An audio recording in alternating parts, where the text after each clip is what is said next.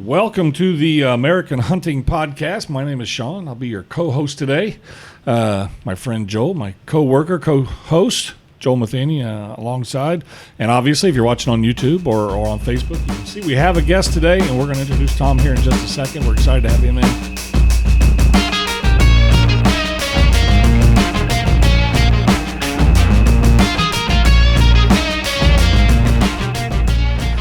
We were talking a little bit before we started here about the kind of podcast we're doing, and what I don't know that we started out to do this, but it's kind of this is the direction we've had, and it really is to just provide some hunting content.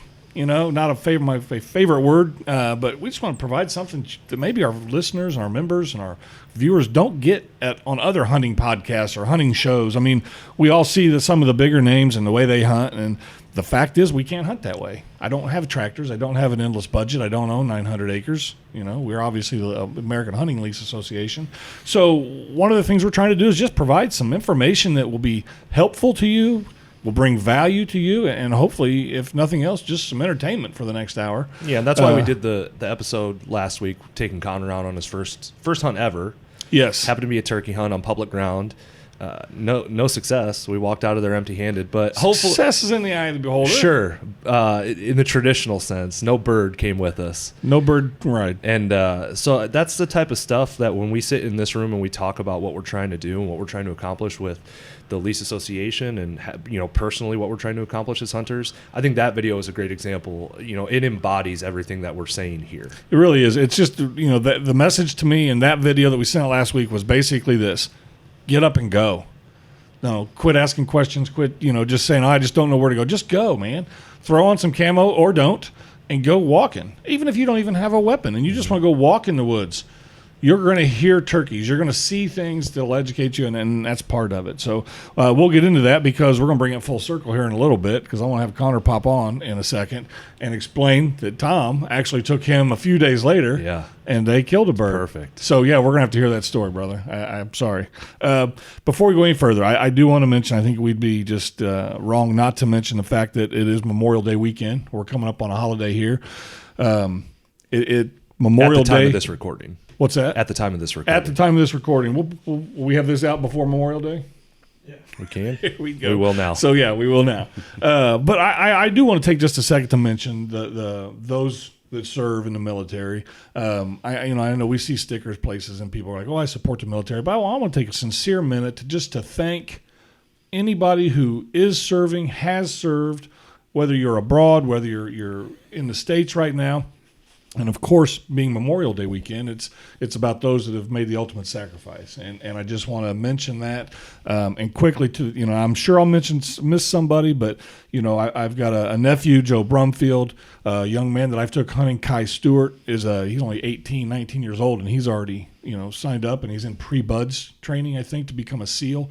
My Uncle Barry, who was one of the key people who took me hunting, retired from the Army. So, Rod Shepard is a friend of ours. Yep. So I just want to mention some of those guys. If you've got any names that you want to mention, Tom, of course, if you can just think of anybody off the top of your head. But we want to just take a second today to say from the bottom of our hearts, thank you for what you've done, for what you're doing.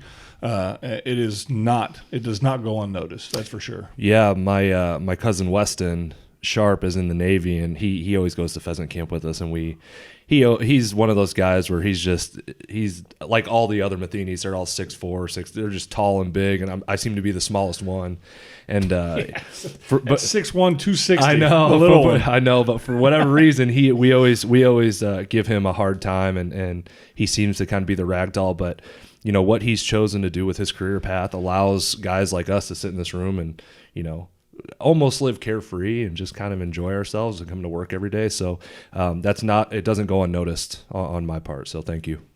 Tom, you want to jump in? I just want to say there's a lot of my friends and family that have served, and it'd probably be too much time to go down the list. But I just want to say in today's culture, when it seems like the loudest voices are almost anti-patriotic and anti-military and anti-police, I just want the guys that are listening to know that for every one of those squeaky voices that you hear, there's 10,000 of us that 100% have your back and support you and appreciate you for everything you do. And I just think it's unfortunate today that the loudest sounds that we hear day after day, night after night on television and radio sometimes are really anti-patriotic and anti-American to a degree. And I just think that there will be a change in the tide. It just the sleeping giant is out here just Absolutely. in 100% full support of you guys Yeah. and gals. Well said. Social media gives everybody a voice, and sometimes for better or we- for worse. Yeah, sometimes we wish they didn't, but they do. So,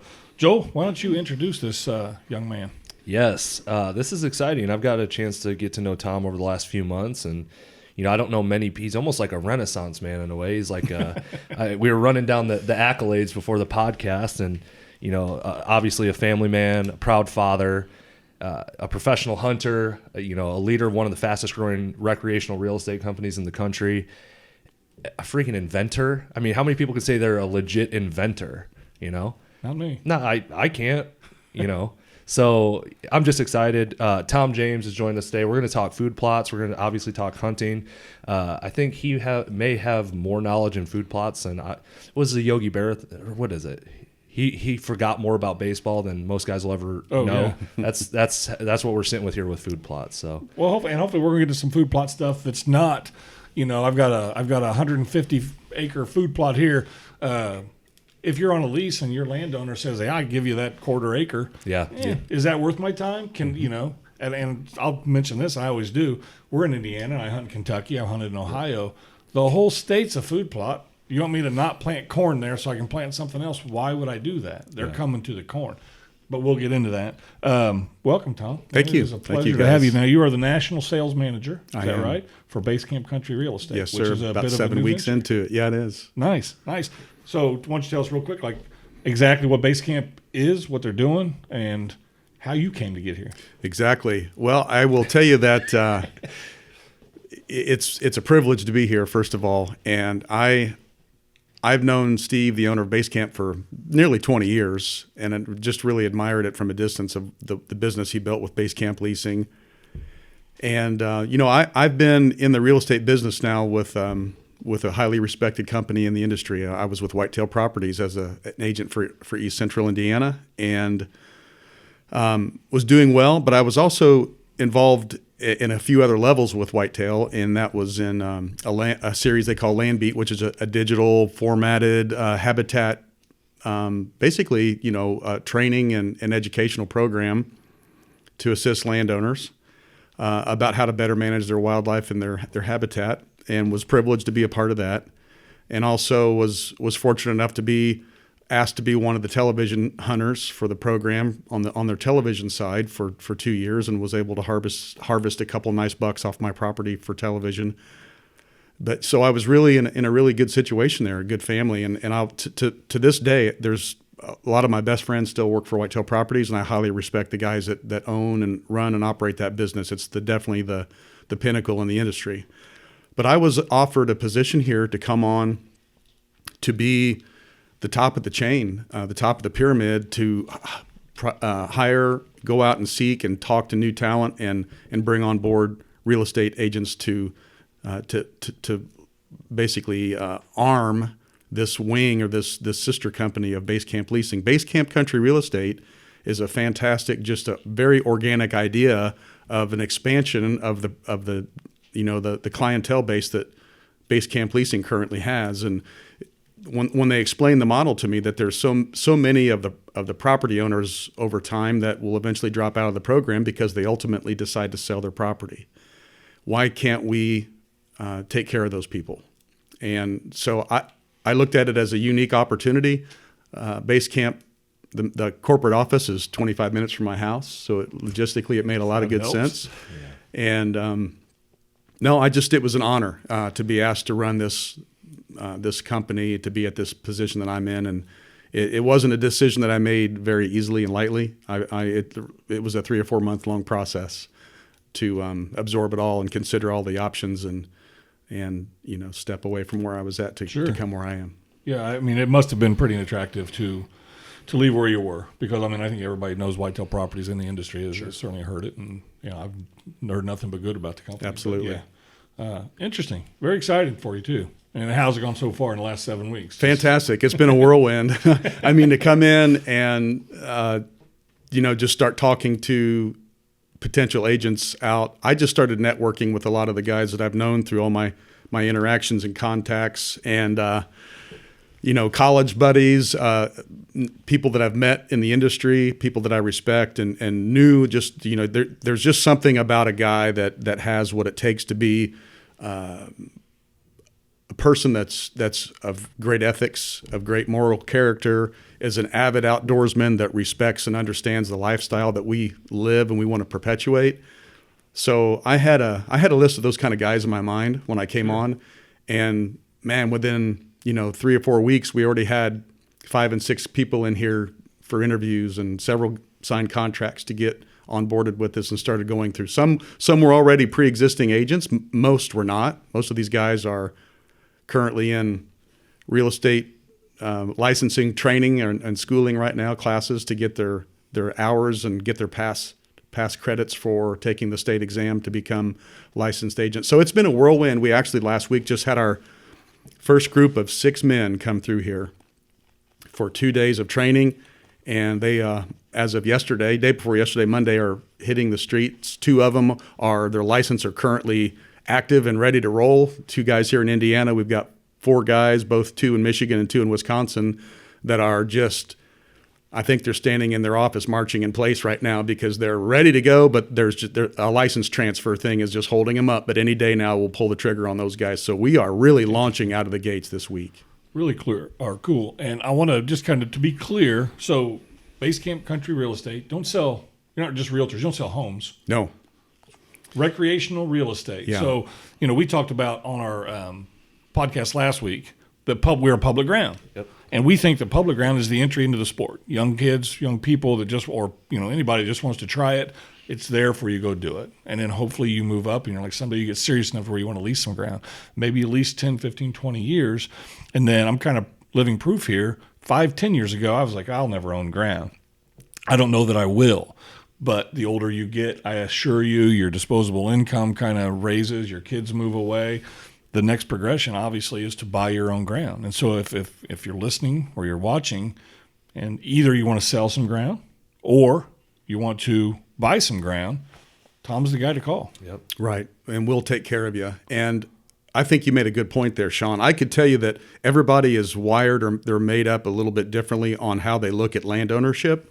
I can tell you from a very early age, way before I could ever afford it, it was just I was consumed with it because I loved the prospect of being able to control every little detail of what happened on a parcel of property that I had complete control and ownership of.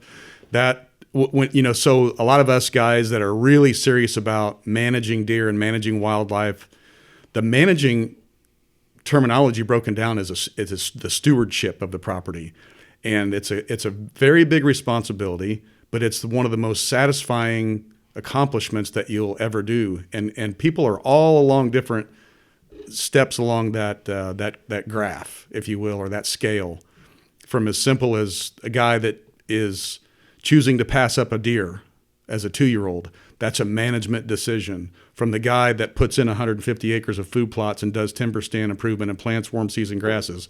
That's habitat improvement on another level. But you got the guy at that end, and there's people that are always along that chain of progression up that scale. Some guys will never leave one position on that rule, and that's fine. The great thing is everybody's got an interest at some point in that. And if you're a guy that never would ever consider owning ground, leasing is the absolute answer for you. It could be that leasing is a stepping stone for you to get to the position of wanting to be a landowner. I feel like it is. And you mentioned something, and it's something you'll learn, I think, is that when I took the Hunter Ed course, it's probably been 7 or 8 years ago with my daughter. In the Hunter Ed course, there's a topic in there about the progression of a hunter, of a sportsman. Mm-hmm. And I'll be darned if I was like, well, I'll be darned. I was there, yourself. And then I was there, and now I'll pass deer. And now I'm to the point where when I see if there's a food plot, even a mineral lick, because that's more likely. But if something that I did causes a deer to come through and they benefit from that at all, I take a real pride in them. Like, okay, I'm actually making a difference for that deer, or for this deer herd on this 200-acre plot. And it's odd because when I saw it, I thought, boy, they pegged me. And that's, most people don't predict what I'm going to do very often, but man, they nailed me. And I'm curious. I'll bet you feel the same way. 100%. There was a time where I wasn't going to pass a deer. 100%. I mean, every little 1.5-year-old 6-pointer that came within bow range of my stand for 10 years was getting an arrow or attempting to. So there's a lot of conversations built into that, because we've gotten to the point now where we're talking about preaching for passing deer. And some of us guys forget those early days when we were that young kid. And we do not need to restrict young people that are getting into hunting. If it's that got to be their decision on what to pass and what is a trophy animal in their eyes. So that's a whole different conversation. But where I was going with that was that I think it's intrinsic among all of us, and I hope I don't offend anybody by saying this, but I believe it's put into us by God, of the appreciation for land and that enjoyment of watching stewardship by the fruit of your hands, the sweat of your brow, something that you created, that you had something to do with, and you caused that reaction, and you get to see the reward of your labor. As simple as putting a mineral lick out, as simple as passing a deer, as simple as planting a food plot, or hinge cutting some trees, or whatever that might be, to see an animal using that and benefiting from that, I think that's just super built into us. I agree. I think it's so. Therefore, that chart that you're talking about, that thing was probably made 50 years ago or whatever. Right. Those guys experienced the same thing we're experiencing now back when they made that chart. Joe Hamilton, the founder of the Quality Deer Management Association, one year at a national convention talked about that progression of a hunter. And I sat there in the crowd and listened to that. And I realized at that point in my life, I was about halfway up that scale. And that's been 8 or 10 years ago. And I can see myself 2/3 of the way up that scale, if not farther now.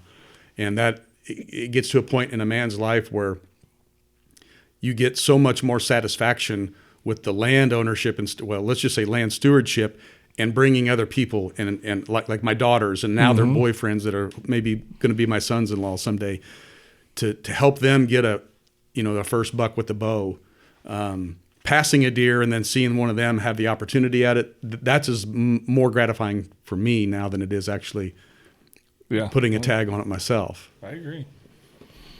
Man, I'm just kind of thinking, I'm so far from the point in my life where I would own recreational property. I think I'm to the point where I've owned my home now for, 8 years, 9 years or something like that. And I'm like, okay, what's the next bigger, nicer house I can buy and like raise a family there? So the prospect for me, sitting at this table at this moment, of owning recreational land doesn't seem realistic. That doesn't mean that I can't find ways to experience the things you're experiencing, because I do lease land. So now my thought process turns to what can I do on the property that you and I lease to experience that? Maybe it will light the fire. Maybe the passion will start to come to fruition even more if I can experience what you were talking about. Right. And by the sweat of your brow, seeing we did a throw and grow food plot last year. Yeah, we did. And to no avail, didn't work. But I was proud of it. But it was kind of fun to do, and honestly, it looked really good. And that's all I just wanted something to grow, right? Because I'm not a green thumb at all. So I'm like, dude, if I can get something to grow, I've won here. Yeah. So now being on this lease for consecutive years, it's my thought process is turning to, okay, how can we really manage this piece of property to get the most, honestly, for what we're paying for it? Well, what we've been told is that there is a large landowner around us on basically 3 sides that has food plots and feeders and all kind of stuff. And we've been told by a couple locals down there that the big deer, all the deer here, walk through your property, your lease, and there's plenty of woods on it, and ravines. So They walk right through those ravines, and they make a big circle, and they use those food plots and the feeders on the next property. So, our goal now, Tom, is to hold them there a little bit. There's bedding. They're staying there some. But the travel corridors, the deer runs, the trails are just mud trails from one end of ours to the other. Yep. And so I don't see a lot of bedding, but they're clearly using it. The 2 big guys we saw didn't appear that they were staying there. They were just passing through. So yeah, they really were. And we've got some good deer, and the deer traffic is fantastic. So I guess back to what we said a little bit ago is that we want to bring you some content here that not everybody has. So how big of a food plot do I need to legitimately be effective, to where I could come and see deer coming to that food plot every night? Do I need an acre?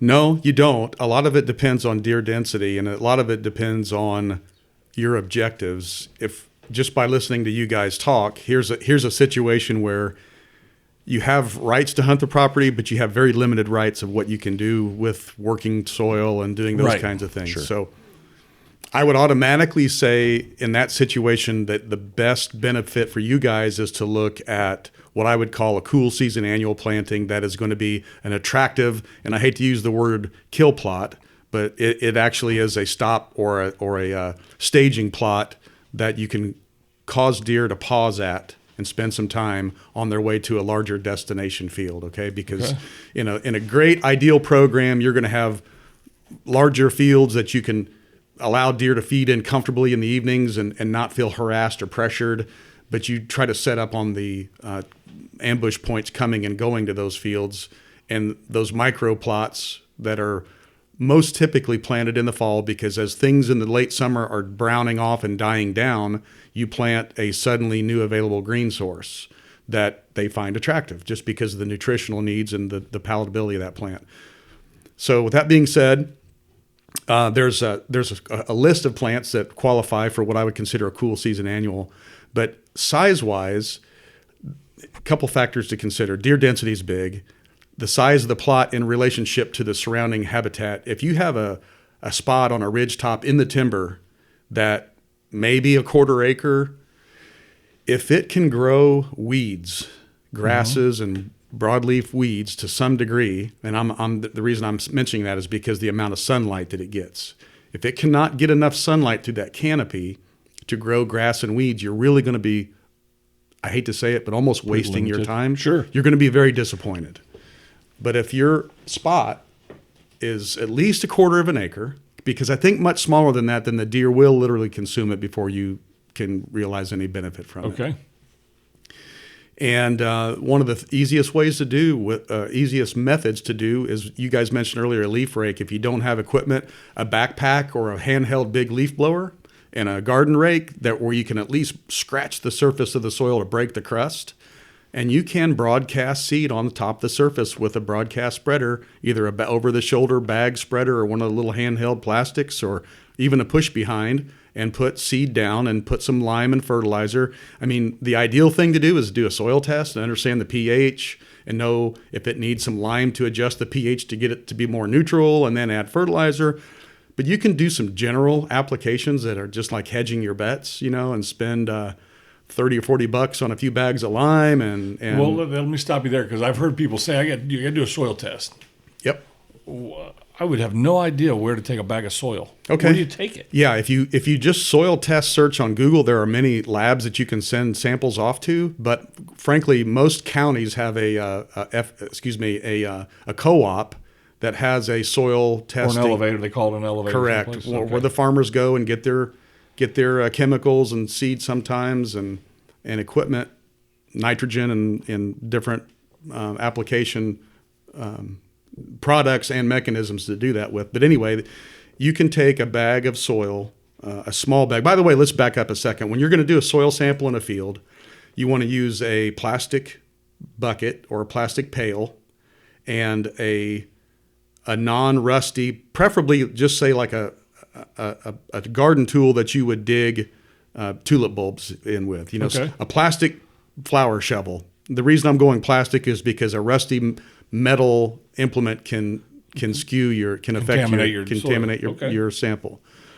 But you want to go, let's say you have a quarter acre, and just go across that thing in a grid pattern and take a narrow column down into the root zone, which is about 3 or 4 inches deep. You can even scratch away the top inch of soil and take your garden shovel and get a little core about 3 or 4 inches deep and drop it in a pail. Go over here, go over there. Make sure you get a random sampling across that entire area.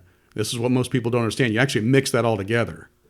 Then take that mixed sample and put that into a little paper bag, not a plastic one, because you can do plastic, just don't seal the Ziploc. Okay. Because now you have condensation forming in there that can begin to grow some mildew and molds and things overnight in the next few days, and that can also contaminate your sample. But it really takes a very small amount. I mean, you could have a baggie with that much soil in it over that entire quarter acre, and they can get a very accurate.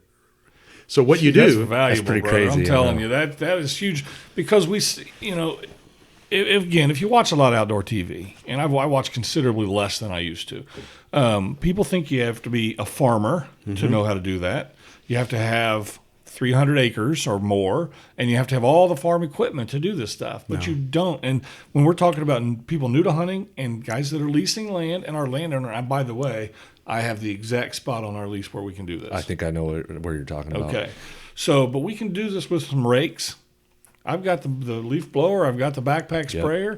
We can knock that out. So and basically, that's what I want people to know is yeah. like, this is, you can do it. We can do it. Do you have Hell, a paper bag, a plastic bucket, and a shovel, and a shovel? and the desire to do it. It's up to you. Yes. So the next thing you do with that soil sample is, say you go online and you just, mail in soil labs, and you'll get a list of them. And I know of one in Tennessee in particular that I've used a lot. Usually it's around $7, $8, $9 for one sample, but you'll print off the sheet specific to that field or that plot. You'll put your approximate acreage. You'll put, and by the way, acreage calculation, we'll talk about that in a second. That's really critical because they are going to give you recommendations in pounds per thousand or pounds per acre of what products to apply to that to get it right, to get it ready to plant. So it's going to even ask you, what forage am I going to plant here? You don't have to be so concerned about, oh my gosh, I think that bag has winter wheat and 3 annual clovers and a brassica. It's got a turnip and a rape and a tillage radish in there. And I don't know all the specifics of those. Just put winter wheat, annual clover, radish. That's all the lab needs to know. Okay. So that even though there's 3 or 4 species in there, different plants, they will be able to give you an average recommendation of the nutrients required to bring your soil up to, I wouldn't say maximum, but a good acceptable levels to be able to grow those plants. And sometimes you'll find on a soil test, you may have levels of certain nutrients that are way up here, perfect. Then you have some that are really, really low. So they're going to suggest a fertilizer analysis that will bring the soil up as close to possible to that level. Now, this is where it gets a little bit crazy because now you can, if you're really serious about it, you can go to the local co-op and say, here's the nutrients that I'm lacking. Can you formulate a mixture to help me with what I need? Yes, they can. They can mix it in, and I've gone in a trailer with a 50-gallon cardboard trash can and driven underneath their spout and bought fertilizer in bulk that way. Custom mixed for my specific field. Based on the paperwork that you gave them. Correct. So there's no, for someone like me with no knowledge, I could do that. You could do that. I could buy that. I could get the sample. I could buy the analysis. truck. I could figure that out. So there are so many, just like we talked about that whole scale, a sliding scale of you're down here or you're up here. We're talking about the basic lower level, entry level food plot, no equipment, no experience, guys that want to just try to do something here. There are obviously different ways to get things done by using, I may have access to this, but I still have to do the elementary procedure down here. But by that I mean you can go to the store and buy bagged fertilizer, 12 12 12, right. triple 13, 6 24 24, and get by with doing that. But if you have no knowledge of what those numbers mean and what they're calling for, you might tap the shoulder of somebody that does and say, okay, look at my soil test and here's what I have available to me. I can either go to the co-op and buy some bulk, but how in the world am I going to get it up the hill and spread on the field? Or you can buy the bags and you can carry them in over your shoulder or ride them in on your quad and spread them out that way. So you have to just figure out what's the best thing for me. And you can certainly find a solution to mix or meet your needs based on what your capabilities are. The nice thing about that, having that mix at the co-op, is they can, if your pH level is too low, below 7 is neutral, and somewhere between 6.2 and 7 is considered about ideal for most fields, but most guys will have soils, and especially if you're in the timber, that are well below that. Yeah. So that's what you strive to get to, just to make your fertilizer more effective to the plants. Not to get off on a sidebar, but low pH, basically, I think I'd kind of describe it as this. Your fertilizer is steel shavings, and the soil with a low pH is like a magnet. So you throw that fertilizer out there and all that steel goes and gets stuck to the magnets, then the plants can't pull those steel chips loose off the magnets. That's what a low pH soil does. It binds the nutrients in the soil and it doesn't allow the plants to take it up. The more high towards neutral pH gets, the more freely those nutrients are freed up and available to be intaken by the plants. So when guys think about pH, lime, and fertilizer, which is more important? Quite frankly, if you have a low pH, you're better off just putting lime down. If you had one choice to spend $50 or $100, you're better off putting lime down to try to correct your pH as opposed to throwing more fertilizer on it, because it's absolutely doing nothing for you. So lime's $50. Yeah, again, this quarter-acre sample plot. Acre. But where I was going with that, Sean, not to interrupt you, is that the co-op can actually mix into that fertilizer a pelletized lime that looks just like a coated fertilizer pellet that goes in with the fertilizer too. So now you're putting lime and fertilizer down at the same time. Yeah, see, that's very easy to do. Yeah. And I get it. I've always thought we're going to be in corn this year. So if we could get them in an ambush spot in the timber before they come out, because once they come into corn, we're pretty much out of the game until they harvest the corn. I like the idea. And we have spots where we can get there. We can get them before they get to the crop. Yeah. We got a couple stands we can hang right there in the timber. So I like I love that notion. And it sounds to me like we can do this whole thing for about $150 in 5 or 6 hours. Yep. How much is the pH test? The soil test, excuse me. Let's say $9 to $11. See, it's nothing. What do we spend on our lease? About $1,000 a piece. Yep. For an entire year. God knows how much other money we spent on gear and stuff. Yeah. We're talking about $150 to increase our odds. I like that a lot. Yeah, it seems like a no-brainer that with the amount of effort that it would take, 5 or 6 hours of work out on the lease isn't very much. Very low cost. It's fun work too. Yeah. and it adds a whole nother dynamic to our lease that we just don't have right now. Right. No, I like that. I like the idea. It's not like I've never heard of a food plot. Right. I've just never known what, when, where. Yeah. I got 150 acres of corn here. They're coming here. It slowly dawned on me as you were talking. I'm sitting down having a conversation that, when someone starts talking and they just know what they're talking about. Yeah. And then you realize, I don't know any of, not even the tip of the iceberg of this. It's not like you're speaking Chinese, but I'm like, dude, there's so much nuance to this. There's so many factors and variables that need to play into it. But there are fundamentals, there are basics that you can absolutely apply with very little knowledge and very little, time investment and money investment. Yeah, and it sounds like you have a better chance of killing more deer, and at the same time having a positive effect on your lease. And your landowner will appreciate that, by the way. And enjoying it every step of the way. Let's talk about this. Let's kind of drill down to this specific project, like you guys are talking about. What you would want to do is planning ahead. Right now is the time to do your soil samples, anytime now in the next month or so, a couple months, because then ahead of time. You can pre-plan. It's not like the week you're going to go plant. What do we got to do? You got to figure it out in advance. A soil sample is something you can easily do during the off time when there's not anything really you can do yet. But sometime around the 1st to the middle of July, you'll want to go in there and mow that spot off with a bush hog or a walk-behind mower or something, or a weed eater if you have to, whatever it takes. You give that a week or two to start to green back up a little bit. If it's really hot and dry out, it may take a little bit longer, but you want those grasses and weeds to begin to emerge again. Are you just cutting it as low as you can? No, I'd say Or 2 just to like 4 a- inches down. like a normal mow. You're just cutting. What's going to happen is with weeds and grasses, they grow rapidly, then they sort of stall out. They start to put on seed heads so that they're ending their annual life cycle to put on seeds. When you cut them down, they start that whole regeneration process over again. So they're actively pulling in nutrients and water to grow again. That's the time that you can go in there and apply your glyphosate, which is Roundup. Right. In layman's terms, everybody uses the word Roundup. But glyphosate is a product that you mix around 2 ounces to 3 ounces at the top end per gallon of water. Or if you're dealing with a larger sprayer that puts like a 25-gallon sprayer on the back of your ATV, 1.5 quart per acre is about a baseline minimum. And most sprayers put down around 12 to 14 gallons an acre if you calibrate them correctly.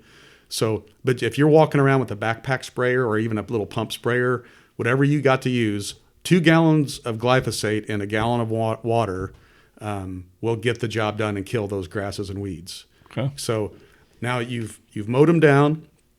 You've given it a week or 2 to start to green up. That's when that stuff is most vulnerable to the herbicide.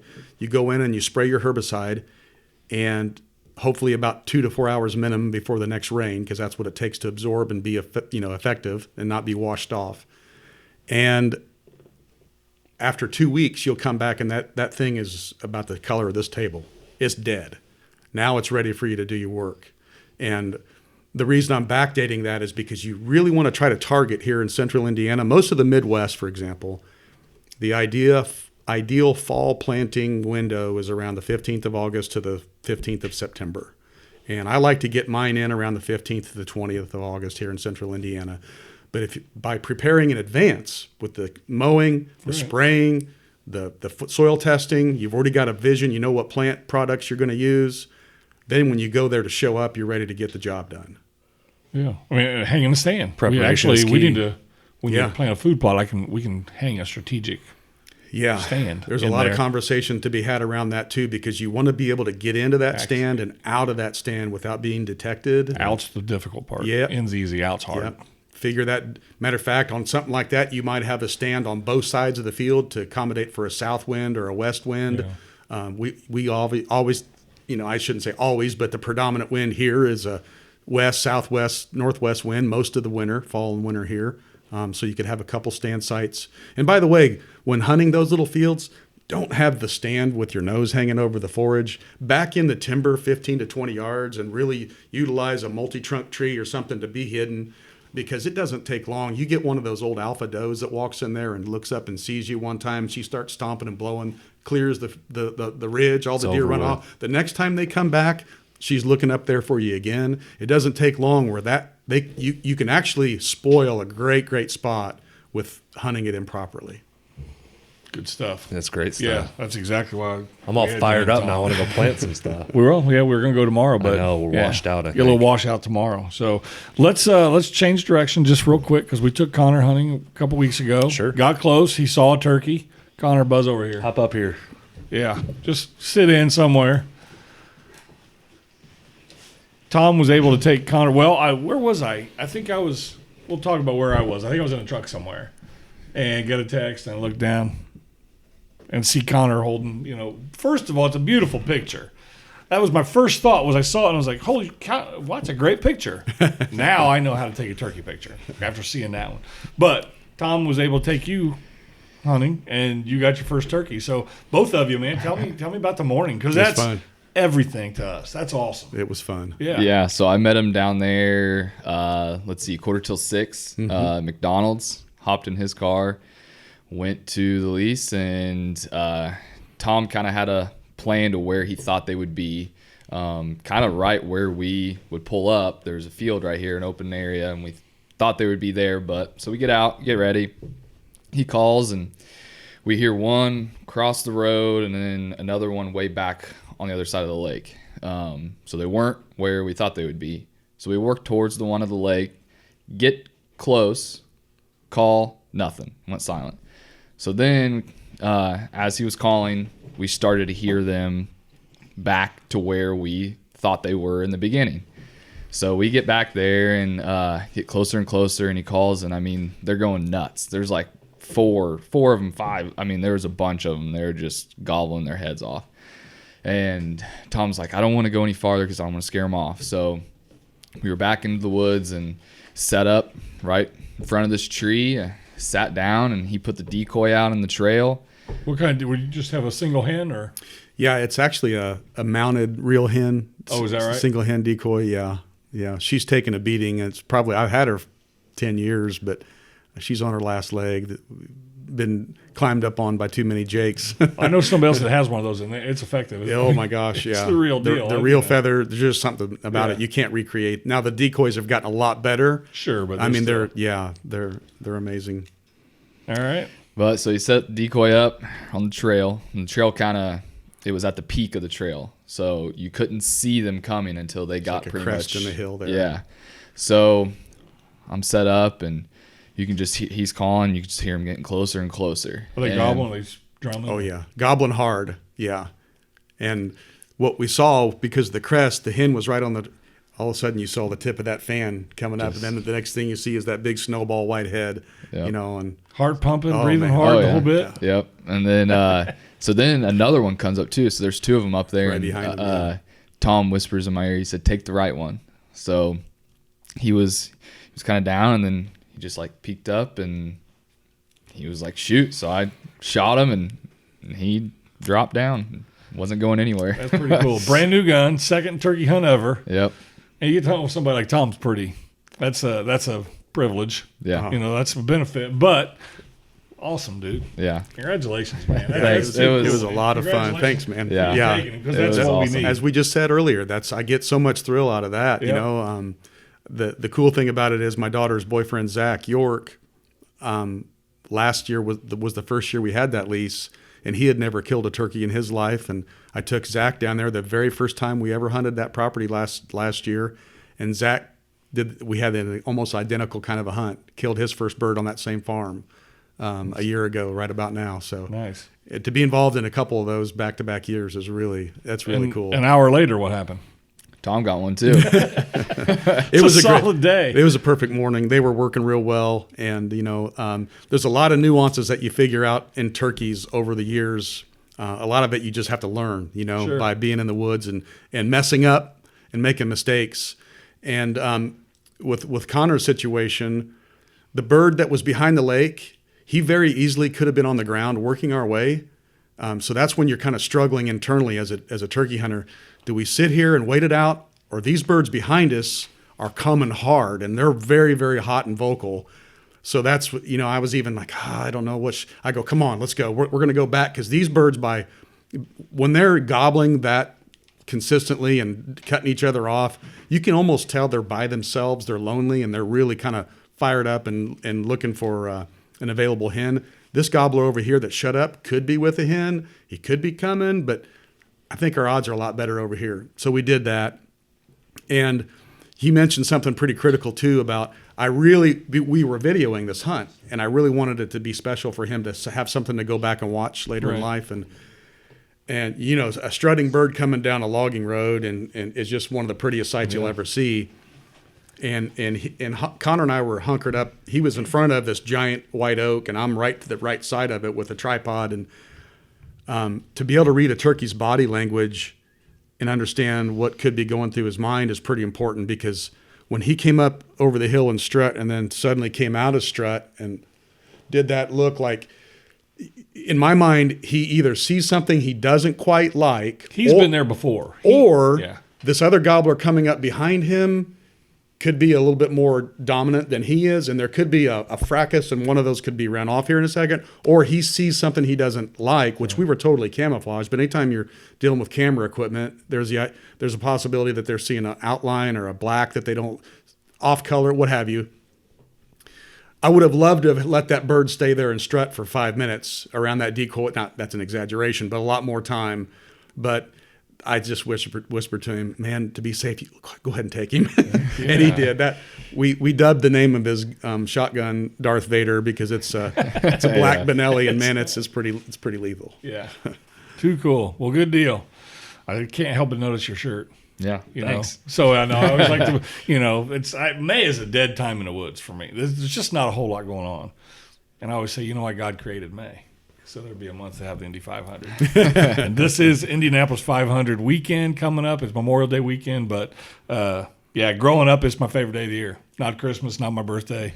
Race day was the number one day. So I'm fired up about that. And then we'll go back down next week and start hanging stands and planting food plots and that kind of stuff. All right, we're about to let you go here. Okay. We like to do something we call the tail of the tape. Okay? Okay. 6 questions we ask all of our guests. Favorite Favorite tree stand snack. Oh wow. Everybody's got one that's like, no, I have that. I gotta have that. Yeah. I would probably say an apple. Just an apple. That sounds Fair silly. enough. No, it's fine. I would say more often than not, I carry an apple. Mushy apple, hard apple, crisp apple, a green, tart apple, a sweet green tart crisp apple.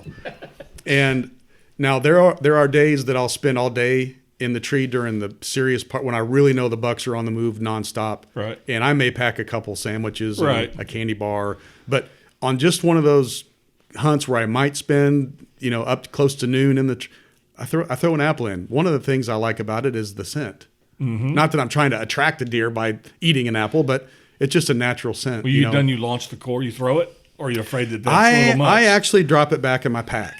I've had that thought. I really have. You guys remember Charlie Alsheimer, a very respected guy in the deer whitetail world in research and photography. And Charlie was a friend of mine, and he passed away recently unexpectedly. But one of the things that he wrote about years ago was your breath. We talk about scent control and do everything we do for our body in our clothing and our boots, but not many people consider Sure. and that's one of the biggest. I mean, you're constantly pumping out Coffee, breakfast, whatever. Yeah. But if you nibble on an apple, and he said, he likes to cut his apple into chunks, and every 30 minutes or so he'll nibble on an apple. That apple, I mean, it could be considered a cover scent for your breath. That's next level. I'm starting to understand the holistic approach to hunting. Right. Obviously, scent control I have some experience with, but when you start talking about the experience you have with land management and every decision you make, obviously on the property you own, mm-hmm. is with the ultimate goal in mind. There's no wasted movement, money, time, effort on Right. your property, even down to the apple. Yeah. In the I'll tree. be honest with you. I throw a couple Pop-Tarts, a couple candy bars, and I might throw an apple in the backpack. And then around February, I'm cleaning out my backpack. I'm like, oh, there's that apple. Yeah. Rotten apple. That dude gets carried with me. So, all right. Most used hunting app on your phone. Onyx Hunt. Use Onyx? Yeah, I do. We're Hunt Stand guys. Yeah. Yeah, pretty similar service. I do. And the great thing for me as an agent, a person that has sold recreational land real estate is it's so valuable as a tool for me to be able to go in when I'm showing a property and show a client where we're standing in relationship to the property boundaries and Sure. things like that. That's a really great tool, but I've incorporated that into my own use. I will mark camera locations. I'll mark tree stand locations, of course. But yeah, I also use that app too because of the wind direction things that can be found on other apps. But probably that's the most commonly used one. Okay. Favorite state to hunt? I'd have to say Indiana. Oh, I God just bless, bro. when Me too. I have hunted Illinois and for whitetails I've hunted not too many a lot of turkey hunts out of state, but whitetails probably Illinois and Indiana. Kentucky, Tennessee, but it's near and dear to my heart when you're home. Yeah, and especially when it's your own farm and you have a specific target buck that you've been cat and mousing with for a few Yeah. years. It's hard to leave. I've got a vision in my mind, and it's happened several times. And when it does, I'm very quick to recognize it. And it's a clear, sunny morning. It's very cold with heavy frost. I can see my breath. I'm pretty covered up. I'm in a tree, and for whatever reason, that's most of it. But if I get a flock of geese to fly over, and they're honking and calling, and to me that's just, I don't know. Every time I'm like, man, am I grateful? This couldn't be more blessed to be. Yeah. That's to me a sunrise is. I'd much rather hunt sunrise than sunset. But yeah, that's and in Indiana. It's no place you I'd go. rather be. Any outdoor shows you watch regularly? Is there one that you like? No, Okay. no, Yeah, and I mean to be honest with you guys, I don't watch any outdoor television anymore, and it's you not. star on it, but you don't watch No, it. I don't. Okay, fair enough. I don't. I really don't. I think a lot of it has to do with just time. Like everybody else, life gets busier and busier, and it just doesn't seem to slow down like it used to. Yeah. There was a time when I could sit down and watch programs, but anymore, my television is catching the news, and then out the door I go, or off to bed I go. Right. It's at 9 o'clock. I'm pretty much ready to go to bed, so I think it's Yeah. just part of it. Firearm, crossbow or compound bow? And I'll say firearm, crossbow, or man's bow. I'm a bow hunter through and through. Yeah. I actually prefer to carry my bow even during the gun season. Do you? Yeah. Now, if it gets to be late and I'm trying to hunt over a cold late season food source where just archery just doesn't make any sense unless you're just extremely lucky, then I'll carry a muzzleloader. But even then, I have a shot. I'm not a real big firearms guy. I'm a really avid archery guy. Yeah. And I have guns. Don't get me wrong. I'm not anti, but there's just that preference, Yeah, I broke down last year and bought a rifle. Yeah. I'm not a gun guy. I'm with you.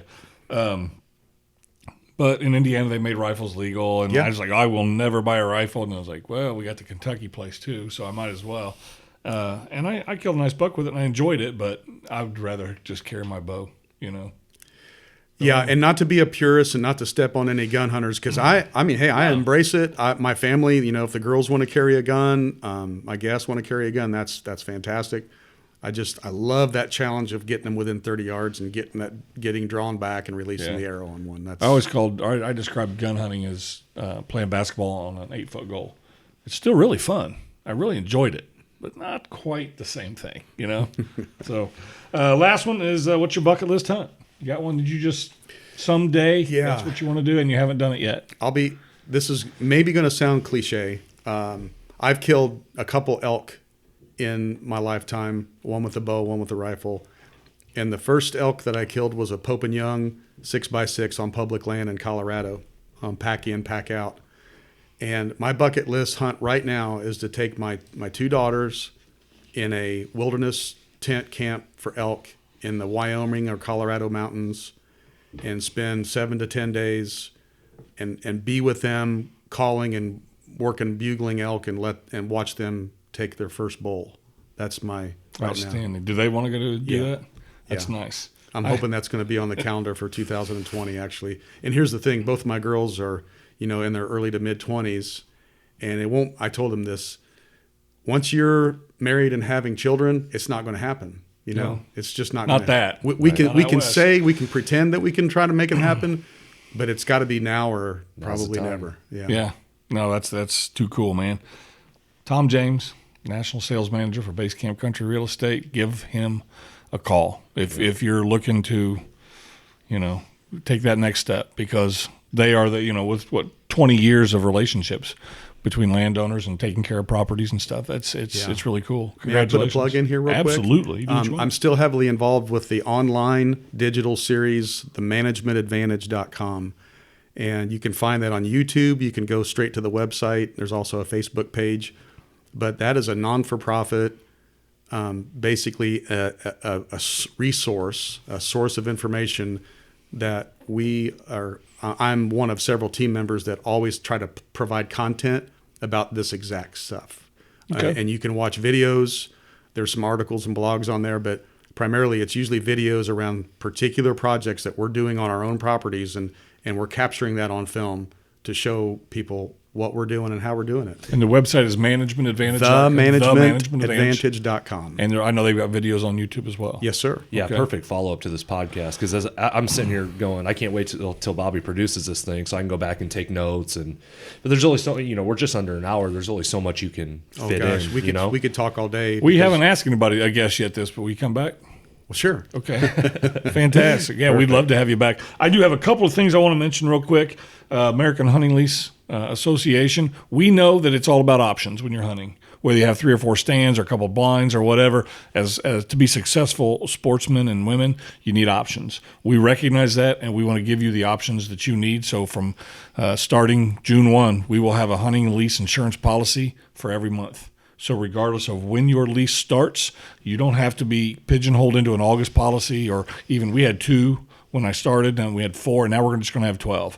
We want to bring the value that we can to the hunters and those that are leasing land in this country, and I think that that's the way to do it. It is the way to bring do the it. most value. And the standard in the industry has always been 1, really, in August. 1, buy it and like it. Period. And if you miss that deadline, it's not going to be prorated. You're not going to get the most value the first time you Right. buy it.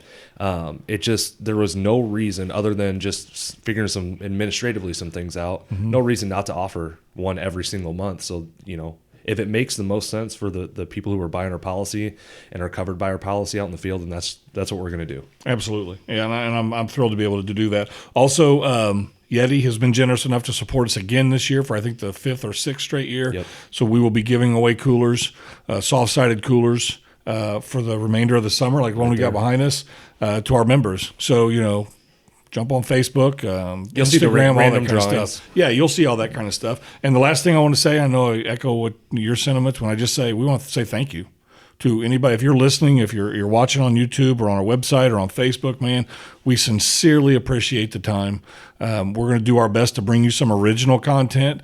Yes, we've heard some food plot stuff before, but I haven't heard it like that. And I haven't heard it and I know there's people out there that are like, that's what I needed to know, and that's what we want to provide. And so we dig it, man. We really appreciate it. Maybe it's just because I have the privilege of sitting across from you hearing it.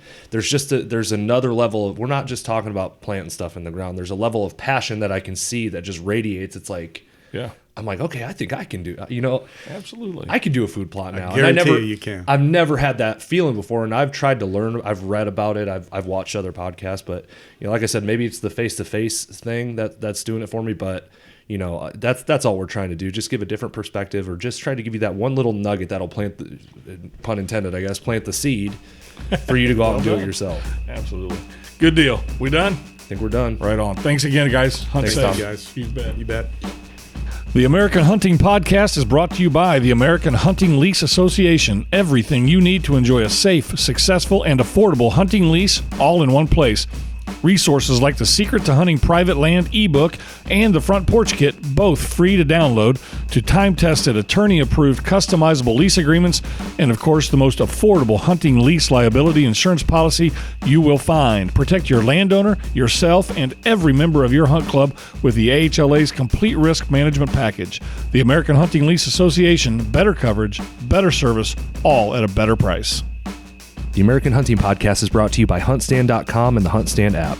Build detailed maps of your hunting areas, view and share your hunting area maps with their revolutionary online mapping technology, and use advanced tools that let you examine and understand your hunting area. Then print your high-quality, fully customizable map on several types of materials. Download the HuntStand app or print a map. Visit HuntStand.com. Start mapping now.